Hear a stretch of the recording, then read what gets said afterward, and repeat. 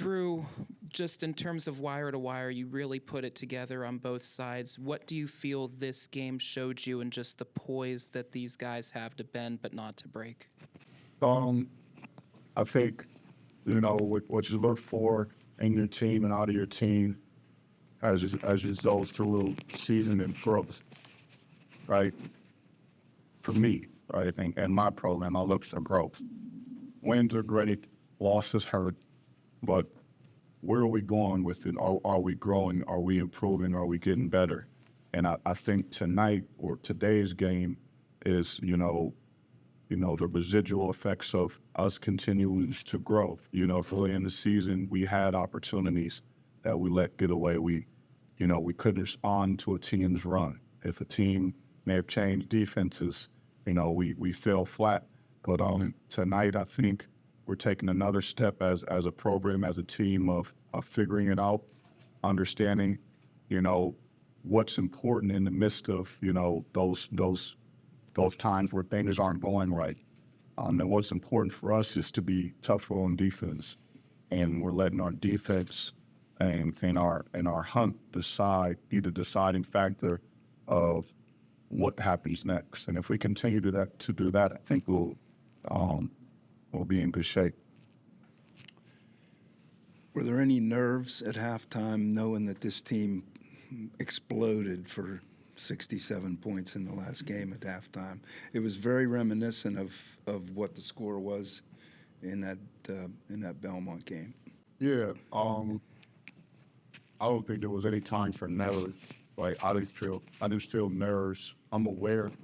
I was aware through my research that they've been a strong second half team throughout the season. So their last game against Belmont wasn't a one-off. That's what they do. They have experience. They have senior leadership. That group's been together. They've been through some tough battles. They've been champions, I believe, once or twice already. Maybe going on their fourth defense of the title, if I'm not mistaken. So, not nervous but aware. And the message to our guys was not predicated to, hey, be aware they can come back. Yes, they could. I thought it was more important to talk to our guys about the challenge of trying to be better than the first half. Right? I thought we gave up 7 offensive rebounds. That was too many. How can we do better? How can we cut that to 2?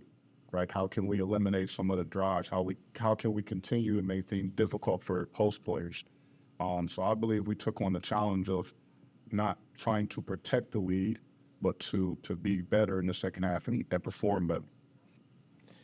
Coach, what's the biggest impact that Cam has brought to the team here in these last 2 games? Energy. He has a mindset where he's pouring into the defensive end. He's pouring in. He's locked in. He's taken some tough assignments throughout the course of the season. He just continues to get better. Every time I look at him, it looks like he put on 2 to 3 more pounds. He's getting stronger. He's becoming more physical, and his buy-in on his responsibility defense for us is very high. And then I think he's just enjoying the moment, taking advantage of the moment. So he's healthy, not just from a physical standpoint, but mentally and emotionally. Like he's locked in. I like his present training. Coach, you get a season-high 14-25 from deep on offense, but also only giving up 12 attempts for Irvine. If you include the Townsend game, there's been a change at the three-point line for you guys. Which is more I would say, more likely to happen? The shots, coming back to form for you guys, or the defense on the perimeter sort of improving from what was been a pretty rough start statistically, at least? You want me to choose one of those? I'm not choosing. I want both. I want us to, and I believe, right? I believe we can make catch and shoot threes if we continue to, work our way into open shots. We had 18 assists tonight. Majority of those threes are catch and shoot. We work on those. The guys put time into those shots. So, I expect them to make them when they're open.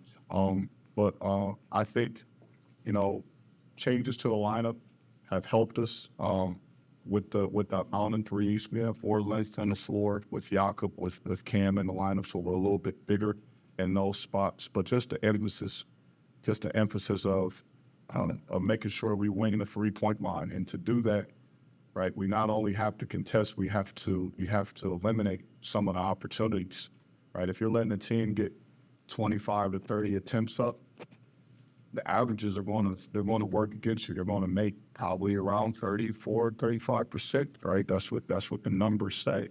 So we don't want to play that game. We want to eliminate how many attempts they get. And I think over the course of the last 2 games, maybe Maine as well, they shot good at the Maine game, but we didn't let them get up a lot of attempts either. That's always going to work more in our favor, right? The less attempts that they get up is better for us. Coach, you guys obviously struggled to start the year, and things have looked a lot better the last 2 games. And part of the reason is that these guys have kept the energy up. Is there someone or a few people that you credit with really keeping the positivity in the building through that rough stretch? I credit everyone in the building. Our entire team, right?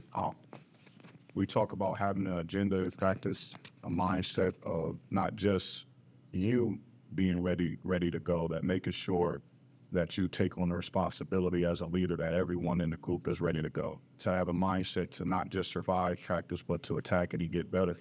And I think we've been able to keep that throughout. I've said from the beginning, I have a willing group that buys in, that believes, that wants to improve and wants to get better. And they continue to have that spirit. So that's why I think we continue to grow. And, we don't hang our head on the outcome. Right? We're not going to get too high over what the outcome may be. We know, every day, it has to be some sort of progression. So that's where our focus lies. Drew, you mentioned this a little bit in Tristan's answer, but obviously Keith in the past, when it came time to figure out rotations, was give the older guys the first shot. For you, just what were, in a sense, loyal? He was loyal in that respect. What were your determining factors in determining roles and rotations, and as the season goes, finding your way with that as well? Just figuring it out. If you're looking for a line from him, the one thing coach would say, things just, they have the way of working their way out. They work their way out. But it's just, as a coach, right? I think I'm not alone in this. I think you just have to figure out, and I have a brand new group. It'd be different if you had some returners in certain roles and you were more sure of what you were going to get from it, even if they were struggling or playing well, right? And when you got 15 points coming back in the position, for the most part that you believe you're going to get 15 points out of that position. But when it's up in the air and you've never coached half the roster before, you got to figure it out. Some guys figure it out a little bit earlier than others. Sometimes the process is a little bit simpler, but at the end of the day, it's not necessarily a loyalty to experience or anything for that matter. I'll just believe that who's right for the job is going to win the position. Any other questions, Coach? Thanks, Coach. Thanks, Drew. I think the Colgans, you should have been sick.